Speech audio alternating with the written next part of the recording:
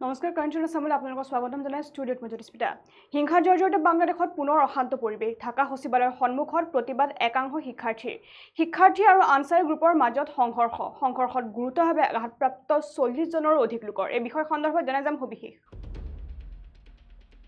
হিংসা জৰ্জৰিত বাংলাদেশত পুনৰ অশান্ত পৰিৱেশ ঢাকা সচিবালয়ৰ সন্মুখত প্ৰতিবাদ একাংশ শিক্ষাৰ্থী আৰু আনসাৰী গ্ৰুপৰ মাজত সংঘৰ্ষত গুৰুতৰভাৱে আঘাতপ্ৰাপ্ত 40 জনৰো অধিক লোকৰ ঢাকা চিকিৎসা মহাবিদ্যালয় হাস্পাতাললৈ প্ৰেৰণ কৰা হৈছে ইতিমধ্যে আহতসকলক সেনা আৰু আৰক্ষী জোৱানৰ পৰিস্থিতি নিয়ন্ত্ৰণৰ চেষ্টা পৰিস্থিতি নিয়ন্ত্ৰণৰ বাবে শূন্যলৈ গুলীচালনা আৰক্ষীৰ আৰু আমি যেহেতু জনাইছো যে ইতিমধ্যে হিংসা জৰ্জৰিত বাংলাদেশত পুনৰ অশান্তময় পৰিৱেশে বিৰাজ কৰিছে বৰ্তমান সময়ত আৰু শেহতীয়াকৈ বিগত কিছুদিনৰ পৰা যি ছাত্ৰ বিদ্ৰোহৰ ঘটনা সংঘটিত হৈছে বাংলাদেশত আৰু ছাত্ৰ বিদ্ৰোহত ইতিমধ্যে সমগ্ৰ বাংলাদেশ ইতিমধ্যে উত্তপ্ত পৰিস্থিতি বিৰাজ কৰিছে আৰু শেহতীয়াকৈ এই ছাত্ৰ বিদ্ৰোহৰ বাবে বাংলাদেশৰ যিগৰাকী প্ৰাক্তন প্ৰধানমন্ত্ৰী আছে শেখ হাছিনা ইতিমধ্যে নিজৰ প্ৰধানমন্ত্ৰী পদৰ পৰা পদত্যাগ কৰিছে আৰু শেখ হাছিনাই প্ৰধানমন্ত্ৰী পদৰ পৰা পদত্যাগ কৰাৰ পিছতে সমগ্ৰ বাংলাদেশত এক অৰাজকতাময় পৰিৱেশৰ সৃষ্টি কৰিছে আৰু শেহতীয়াকৈ পুনৰ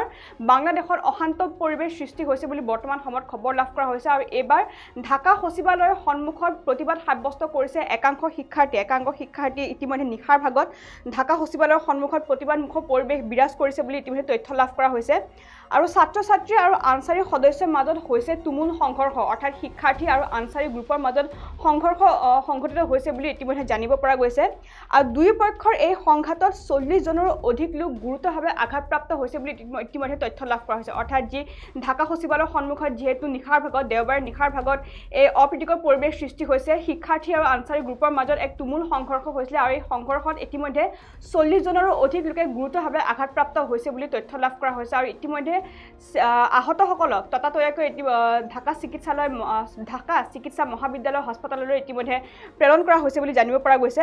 আৰু ইয়াৰ উপৰিও ছাত্ৰ আন্দোলনৰ দুই নেতাক আটক কৰাৰ পিছতে এক হুলস্থুলময় পৰিৱেশৰ সৃষ্টি কৰে অৰ্থাৎ ছাত্ৰ আন্দোলনৰ দুই নেতাক ইতিমধ্যে আটক কৰিছিলে আৰু সেই আটক কৰাৰ লগে লগে ইতিমধ্যে সকলো সমগ্ৰ বাংলাদেশতে পুনৰ এক অৰাজকতাময় পৰিৱেশৰ সৃষ্টি কৰিছিলে যাৰ পৰিপ্ৰেক্ষিতত ছাত্ৰ-ছাত্ৰী আৰু আনসাৰী গ্ৰুপৰ মাজত এই তুমুল সংঘৰ্ষ হৈছিলে আৰু দুই পক্ষৰ মাজত খেদাখেদি আৰু হতাহতিৰ সৃষ্টি হয় অৰ্থাৎ যেহেতু তুমুল সংঘৰ্ষ সংঘটিত হৈছিলে আৰু সংঘৰ্ষত দুই পক্ষৰ মাজত বহু পৰিমাণে বাকবিতণ্ডা হৈছিলে আৰু ইতিমধ্যে দুইটা পক্ষই ইতিমধ্যে আক্ৰমণ প্ৰত্যাক্ৰমণ কৰিছিলে আৰু লাঠিৰে শিক্ষাৰ্থীক আক্ৰমণ শিল ইটাৰে প্ৰত্যাক্ৰমণ কৰিছিলে ইজনে সিজনক অৰ্থাৎ যিহেতু শিক্ষাৰ্থী আৰু আনসাৰী গ্ৰুপৰ মাজত এই সংঘৰ্ষ সংঘটিত হৈছিলে আৰু এই সংঘৰ্ষত ইতিমধ্যে দুই পক্ষকে ইতিমধ্যে শিলগুটি আৰু লাঠিৰে ইতিমধ্যে আক্ৰমণ আৰু প্ৰত্যাক্ৰমণ কৰিছিলে আৰু ইতিমধ্যে পৰিস্থিতি নিয়ন্ত্ৰণৰ বাবে সেনা আৰক্ষীয়ে শূন্যলৈ গুলীচালনা কৰিছিলে অৰ্থাৎ যেহেতু সেনা আৰু আৰক্ষী জোৱানে পৰিস্থিতি নিয়ন্ত্ৰণ কৰিবলৈ চেষ্টা কৰিলে কিন্তু ছাত্ৰৰ সংখ্যা ইমানেই অধিক আছিল যে তেওঁলোকে